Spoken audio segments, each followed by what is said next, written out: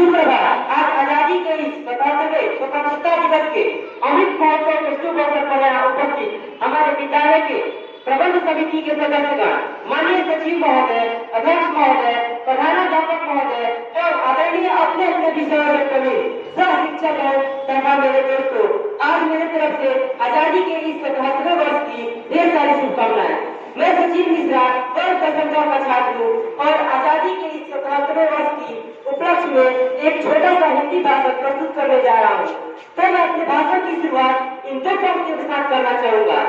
भरा नहीं जो भाव से बाकी जिसमें रफ्तार नहीं, भरा नहीं जो भाव से बाकी जिसमें रफ्तार नहीं, जितना नहीं है पत्थर है जिसमें स्वदेश का प्यार नहीं।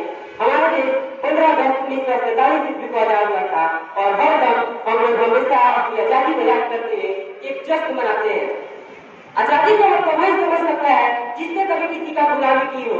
हमें आजादी ऐसे ही नहीं मिली, न जाने कितने लाखों करोड़ों वीरों औरतों ने अपने जान को गंवाए हैं और हम सौभाग्यशाली हैं और हमें इस बात का गर्व होना चाहिए कि हमने स्वतंत्र भारत में जन्म लिया। उन वीरों के प्रति मैं ये दो शब्द कहूंगा कि कुछ नशा है तिरंगे की लाल का, कुछ नशा है मातृभूमि के शान का।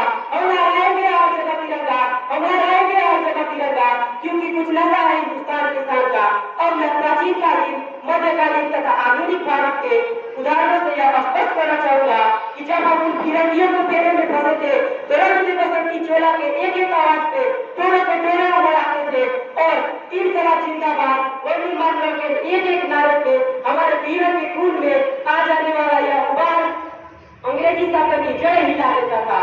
उन जैसे महान वीरों के लिए यह समय कम पड़ जाएगा, यह सूर्या कम पड़ जाएगी, लेकिन ये सब कम नहीं पड़ेंगे। यथा ये जोश, ये जज्बा, ये जुनून, ये आत्मविश्वास कम नहीं पड़ना चाहिए।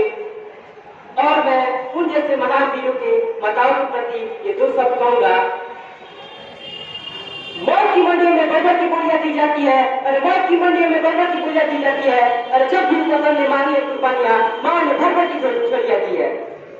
और उन शहीद वीरों का एक सपना था, एक ऐसा भारत का निर्माण करना है ताकि इस देश की, इस राष्ट्र की गीत सारी दुनिया में गाई जाए और हमें आने वाली पीढ़ी को एक ऐसा भारत देना है ताकि यहाँ का हर एक नागरिक कह सके कहूँ मैं हिंदुस्तानी, मुझे गौरव है, मुझे सम्मान है, कहूँ मैं हिंदुस्तानी। और हमें आने वाली पीढ़ी को महिला सशक्तिकरण मुक्त भारत देना है, आने वाली पीढ़ी को आतंकवाद मुक्त भारत देना है।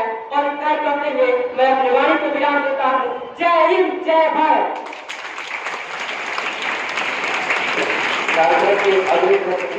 हमारे विद्यालय के छात्राओं के द्वारा बच्चा है ना, झंडा उंडा करके खींच लिए और लीजिए, फोटो भी ले लीजिए, वीडियो लीजिए।